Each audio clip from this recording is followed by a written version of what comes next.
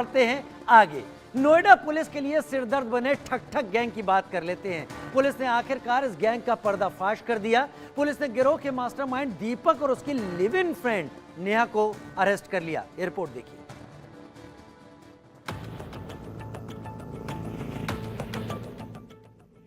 नोएडा के ठक ठक गैंग का पर्दाफाश। लिव इन फ्रेंड के साथ मिलकर जिसने की 200 वारदात, पहली पत्नी को छोड़कर जो बन गया मोस्ट वांटेड, जो गुलेल से चोरी की घटनाओं को देते थे अंजाम। पुलिस के हत्थे छड़े ये उसी ठग ठग गैंग के सदस्य हैं जिनकी तलाश नोएडा पुलिस पिछले कई दिनों से कर रही थी। ये शातिर गाड़ियों के शीशे तोड़कर उनमें रखा सामान बड़े ही आराम से लेकर फरार हो जाते थे। नोएडा में मुठभेड़ के बाद गिरफ्त में आया दीपक अपनी लिव इन फ्रेंड नेहा की मदद से चोरी की घटनाओं को अंजाम देता था। करीब 9 साल पहले दोनों करीब आए और लिव इन में रहने लगे। इस बीच दीपक ने अपनी पत्नी कविता को तलाक दे दिया। नेहा ठाकुर को भी पुलिस ने गिरफ्तार कर लिया है। नेहा का काम सेक्टर और सोसाइटियों में घूमकर कार की रेकी करना था। रेकी के बाद वो फोन पर दीपक को कार का नंबर और लोकेशन बताती थी, जिसके बाद दीपक इस घटना को अंजाम देता था। नेहा का काम यहाँ खत्म नहीं होता था। चोरी के माल को ठिकाने लगाना, उसे बेचने तक की जिम्मेदारी नेहा की ही थी।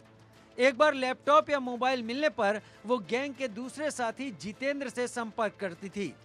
जितेंद्र लैपटॉप रिपेयर का काम करता है। नेहा जितेंद्र को वो लैपटॉप बेच देती थी, उससे पैसा लेती और दीपक को देती थी। इसी तरह गिरोह के बाकी लोगों का सामान भी नेहा ही बेचती थी।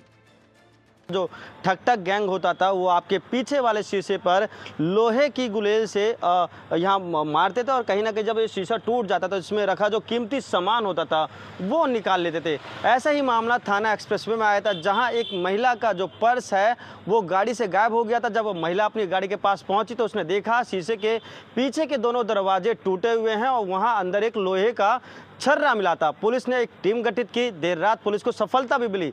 2 बाइक पे सवार युवक बिना नंबर प्लेट के जा रहे थे। जब पुलिस ने उनको रोका तो देखा किस तरीके से वो रुके नहीं और उन्होंने पुलिस के ऊपर फायरिंग कर दी। पुलिस ने अपने बचाव के लिए उन पर फायरिंग की, जिसमें दोनों बदमाश घायल हो गए। पुलिस ने बताया कि आरोपियों का पुराना आपराधिक रिकॉर्ड रहा है और ये 5 रुपए के सिक्के को गुलेल में फंसाकर गाड़ी के शीशे को तोड़ देते और फिर बड़े ही आराम से चोरी की घटना को अंजाम देते।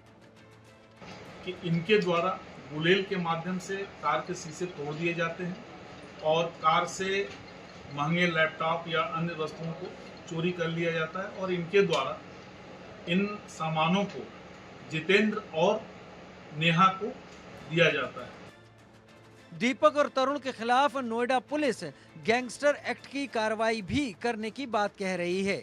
दोनों की चल और अचल संपत्ति की पहचान कर उसे कुर्क किया जाएगा। Bureau report, India news. Jammu Kashmir से लेकर हिमाचल प्रदेश और उत्तराखंड के